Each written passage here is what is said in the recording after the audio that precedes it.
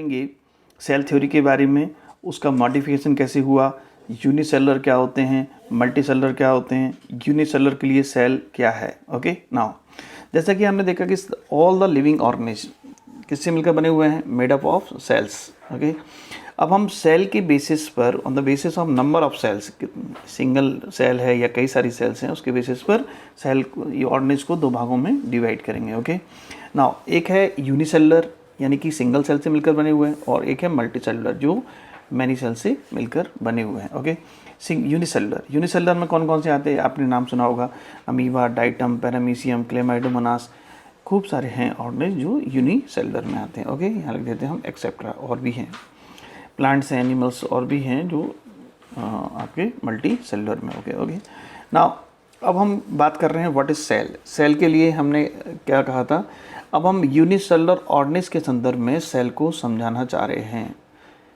For the unicellular organism they are capable of, क्या कर सकते हैं, सिंगल सेल, जैसे कि अमीबा है, अमीबा अपना पूरा काम खुद कर सकती है। इसका मतलब क्या है कि वो इनमें इंडिपेंडेंट एग्जिस्टेंस है। ओके क्लेमाइडोमोनास हो गया, अमीबा हो गया, डाइटम हो गया, ठीक है, they are showing what, independent existence. दूसरा क्या है, दे परफॉर्म, सभी फंक्शनिंग कर सकते हैं, they perform essential function of life, वो अपने लाइफ के सभी एसेंशियल फंक्शन परफॉर्म कर सकते हैं। अब उन्होंने कहा कि से फॉर एग्जांपल यदि अमीबा में भाई सेल है तो सब कुछ होगा, सेल ऑर्गेनेल भी होंगे, यूकैरियोटिक सेल है अमीबा। ओके तो माइटोकॉन्ड्रिया भी होगा। अब सोचो यदि हमने माइटोकॉन्ड्रिया को वहाँ से गायब कर दिया, क्या अमीबा अब एटीपी बना पाएगा, नहीं बना पाएगा। इसका मतलब क्या हुआ, यदि आपने कुछ भी वहाँ पर गायब कर दिया, कुछ भी लेस कर दिया, फिर वो इंडिपेंडेंट एग्जिस्टेंस शो नहीं करेगा। तो क्या लिख रहे हैं, एनीथिंग लेस, यदि आप कुछ कर रहे हैं, यानी कंप्लीट सेल से ये कुछ भी कम कर रहे हैं, डज नॉट इंश्योर, क्या इंश्योर नहीं करेगा, इंडिपेंडेंट लिविंग एग्जिस्टेंस। ओके ना, इसलिए सेल को कैसे डिफाइन किया हुआ है, सेल को कहा है it's a fundamental structural and functional unit of life, जो कि लास्ट लेक्चर में हमने पढ़ा था, और इसको फिर से समझ लेते हैं। जैसे हम बात कर रहे हैं सेल से मिलकर क्या बना होता है, टिश्यूज से मिलकर organ, then organ system, then organism. तो ऑर्गेनिज्म जो है सेल और उनके प्रोडक्ट से मिलकर बना है। प्रोडक्ट मतलब क्या होगा, टिश्यू, ऑर्गन, ये सब हैं।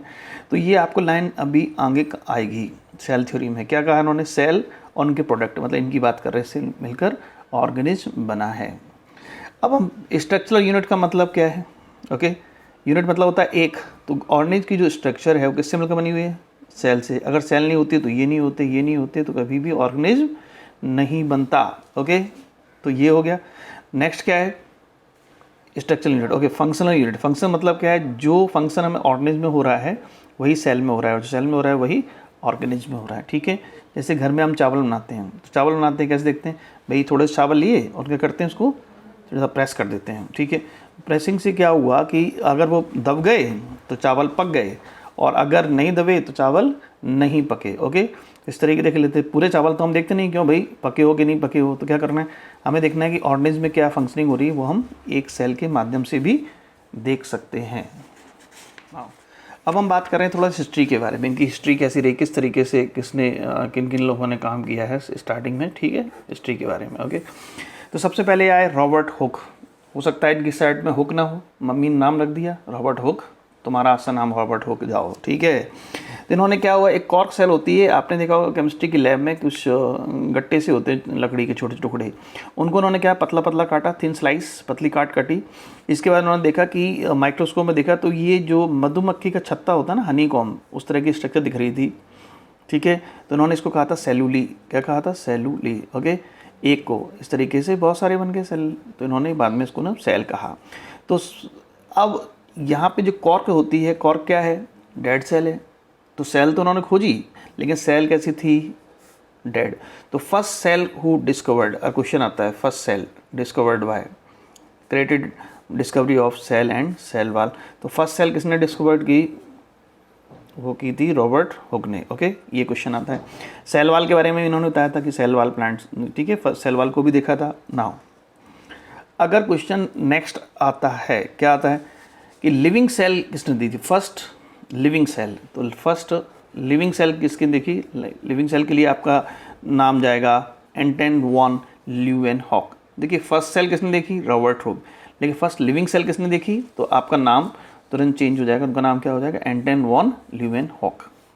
इन्होंने क्या हुआ, जैसे बारिश होती है तो बारिश में गड्ढे में पानी भर जाता है, तो when the rain is falling झमाझम झम, अब बारिश हुई है, पानी भर गया तो उसमें कीड़े दिख रहे थे, थोड़े मटक रहे थे, मटक मटक के चल रहे थे, ठीक है, दे वर केपेबल टू मूव, और उनको इन्होंने एक नाम दिया था एनिमल क्यूल। क्या कहा था उन्होंने उसको, जो कीड़े देखे इनको छोटे छोटे माइक्रोस्कोप पे देखा, उसका नाम रखा एनिमल क्यूल। ओके, हालांकि एक्स्ट्रा पॉइंट है, ठीक है। तो उन्होंने लिविंग सेल को देखा था, first living cell seen by Anton von Leeuwenhoek. इसके अलावा इन्होंने आरबीसी, प्रोटोजोन्स, स्पर्मेटोजा, इन सबको देखा था। सेल्फ डिजाइन माइक्रोस्कोप, खुद डिजाइन किया था इन्होंने अपना माइक्रोस्कोप। ओके, नाउ इसके बाद आए रॉबर्ट ब्राउन, एक होता है रॉबर्ट हुक, हुक ने सेल और सेल वाल, रॉबर्ट ब्राउन ने क्या हो, सेल के अंदर होता है न्यूक्लियस, देखिए दिख रहा है ना, ये न्यूक्लियस है, एन लिखा है हमने, ठीक है। तो सेल के अंदर न्यूक्लियस होता है, तो न्यूक्लियस की खोज किसने की, डिस्कवर्ड बाय रॉबर्ट ब्राउन, ठीक है। ब्राउन को बोलते हैं भूरे, अपने यहाँ नहीं भूरे आ गए भूरे, तो ब्राउन ने की, भूरे ने किसकी खोज की, न्यूक्लियस की। ऐसे याद रखना है, नहीं तो बड़ा कन्फ्यूजन होता है Robert Hooke and Robert brown में। ओके, नाउ फिर आए सेल थ्योरी किसने दी, तो मैं आपको बता दूं, दो साइंटिस्ट थे, स्लीडन एंड स्वान। आप कैसे पढ़ना है, स्लीडन एंड स्वान, एक आए 38 में, 39 में। ओके, इन दोनों ने मिलकर के दिया था किसको, सेल थ्योरी को। तो cell theory given by Schleiden and Schwann 1838-39। Schleiden जो है जर्मन बॉटनिस्ट थे, ओके, और स्वान जो है ब्रिटिश जूलॉजिस्ट थे। अब कैसे याद रखना है, क्वेश्चन आता है जूलॉजिस्ट कौन था, बॉटनिस्ट कौन थे, तो हम आपको बताते हैं स्वान अपने यहाँ कुत्ते को कहा जाता है, और कुत्ता आता है जूलॉजी में, इसलिए स्वान कौन होगा, जूलॉजिस्ट हो गए, ऐसे याद रखिए। ओके, ट्रिक हो गई ना। Matthias Schleiden and Theodor Schwann. Okay, अब स्लीडन क्या थे, चूंकि देखो अब इन्होंने बॉटनिस्ट थे तो नेचुरली इन्होंने प्लांट पे काम किया होगा, तो इन्होंने बताया कि प्लांट जो है, प्लांट में वो बहुत सारी सेल्स होती हैं, सेल्स मिलकर टिश्यू बनते हैं, इस तरीके से होता है। अब स्वान ने किस पे काम किया था, जूलॉजिस्ट से, नेचुरली इन्होंने एनिमल सेल पे काम किया होगा। ओके, तो देख लेते हैं कैसे। जर्मन बॉटनिस्ट, क्या नाम उनका, इन्होंने बॉटनिस्ट थे तो उन्होंने किस पे काम किया, लार्ज नंबर प्लांट पे काम किया। ओके, ऑब्जर्व बताया कि ऑल प्लांट जो है किससे मिलकर बने हुए हैं, different kind of cells, and cell से मिलकर क्या बनता है, टिश्यू, टिश्यू मिलकर पूरा प्लांट बन जाता है। ओके, हाँ, अब हम बात कर रहे हैं थियोडर स्वान के बारे में, ठीक है। 1838 में आए थे ये, ब्रिटिश जूलॉजिस्ट थे। ओके, इन्होंने किस पे स्टडी किया, एनिमल सेल पे, जूलॉजिस्ट थे तो एनिमल सेल पे किया, ठीक है। और उन्होंने बताया कि जो एनिमल सेल हैं उनकी, एनिमल सेल में क्या होता है, सेल वाल तो होती नहीं है, तो केवल मेम्ब्रेन होगी, तो उससे इन्होंने कहा है कि जो आउटर लेयर है, आउटर जो बाउंड्री है एनिमल सेल की, वो किसकी बनी होती है, प्लाज्मा मेम्ब्रेन की। तो उन्होंने एनिमल सेल पे काम किया, कहा कि जो आउटर लेयर है एनिमल सेल की वो कैसी होती है, थिन होती है, and that is called plasma membrane, या इसी को हम बोलते हैं सेल मेम्ब्रेन, या इसको plasma lemma, selectively permeable membrane, तमाम सारे इसके नाम हैं। ओके, नाउ इन्होंने एक स्टेटमेंट और दिया, हालांकि जूलॉजिस्ट थे लेकिन उन्होंने एक स्टेटमेंट और दे दिया, क्या कि सेल वाल प्लांट का यूनिक फीचर है, प्लांट सेल का सेल वाल कैसा है, यूनिक फीचर है। तो ये क्वेश्चन आता है कि ये स्टेटमेंट किसने दिया, तो मैं आपको बता दूं ये स्टेटमेंट किसने दिया, स्वान ने दिया था, क्या कि presence of cell wall unique feature of the plant cell, ठीक है। अब इस कहानी के बेसिस पर स्वान ने सेल थ्योरी को प्रपोज किया था, ये तगड़ा क्वेश्चन आ गया। प्रपोजल किसने दिया, हाइपोथेसिस किसने प्रपोज की, तो क्वेश्चन आंसर आएगा आपका हाइपोथेसिस प्रपोज्ड बाय, देखिए proposed by, hypothesis proposed by Schwann. और सेल थ्योरी किसने दी, वो दी दोनों ने मिलकर, स्लीडन एंड स्वान ने। ओके, अब आप देखिए थ्योरी और हाइपोथेसिस में क्या डिफरेंस होता है। हाइपोथेसिस क्या है, जैसे अपने मन में विचार आते हैं तब उसको वो क्या करें, वो हाइपोथेसिस होगी, लेकिन उसको एक्सपेरिमेंट किया गया और वो फाइनलाइज होगी तब उसको बोलते हैं थ्योरी। ओके, तो ये डिफरेंस है। तो who propose the cell theory, Schwann. Who has given the cell theory, तो वो finally cell theory given by Schleiden and Schwann, दोनों का नाम जाएगा।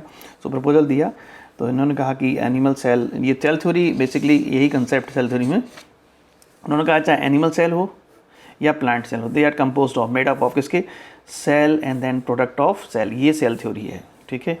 ओके, तो ये दोनों ने मिलकर दिया था, किसी ने, स्लीडन ने भी और स्वान ने, दोनों ने फॉर्मुलेट किया था सेल थ्योरी का। Okay, cell theory formulated by both. अब क्वेश्चन आता है इसके ड्रॉबैक क्या है। ओके, ड्रॉबैक ये है कि इन्होंने ये नहीं बताया पाया था, जैसे हम जानते हैं कि आजकल हम जानते हैं, आज तो हम जानते हैं कि जो ये है न्यू सेल्स, ओके, ये क्या है, न्यू सेल्स हैं। ओके, ये कौन सी सेल है, पेरेंट सेल है या प्री एग्जिस्टिंग सेल है। ओके, तो ये नहीं बता पाए थे कि नई सेल कैसे बनती हैं, डिड नॉट एक्सप्लेन, नहीं कर पाए थे कि न्यू सेल्स कैसे बनती हैं। Okay, how the new sales were formed.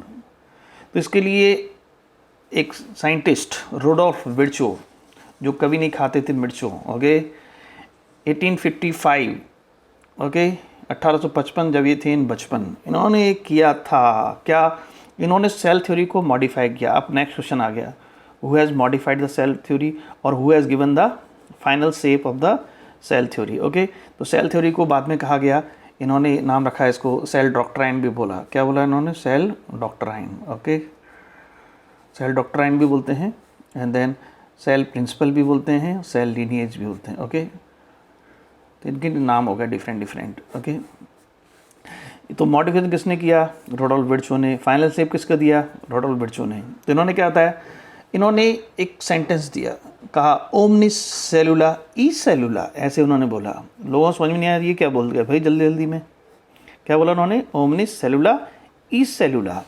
इसका मतलब अगर आप देखें ढंग से तो उसका मतलब होता है कि न्यू सेल्स जो हैं, जैसे हमने देखा न्यू सेल किससे बन रही है, प्री एग्जिस्टिंग सेल से। तो उन्होंने कहा new cells are formed from, किससे बन रही है, प्री एग्जिस्टिंग सेल्स। ओके, ये इसका मतलब है ओमनिस सेलुला ई सेलुला का। ओके, तो फाइनली क्या, एक ये सेंटेंस तो पहले से बन गया था सेल थ्योरी में, क्या, all livings organism they are composed of cell and product of cell. इन्होंने एक लाइन और जोड़ दी मॉडिफिकेशन में, क्या, all cells arises from pre existing cells. तो ये आपका पूरा मॉडिफिकेशन भी हो गया। लेकिन मैं आपको बता दूं कि सेल थ्योरी में, सेल थ्योरी का कौन सा एक्सेप्शन है ना, वायरस जो है ना, वायरस, ओके, वायरस को हम मानते हैं क्या है, वायरस जो है एक्सेप्शन है किसका, सेल थ्योरी का, क्योंकि उन्होंने ये कहा था कि वो प्रोटोप्लाज्म होना चाहिए, वायरस में प्रोटोप्लाज्म नहीं होता, इसलिए ये सेल थ्योरी का एक्सेप्शन हो गया। अपने सुझाव हमें देते रहिए, बहुत अच्छा लगता है जब आप लोग बहुत अच्छे कमेंट्स करते हैं, ठीक है। और अगर कुछ में कमी भी है वो भी लिखा करिए, जिससे कि हम अपने आप में सुधार कर सकें।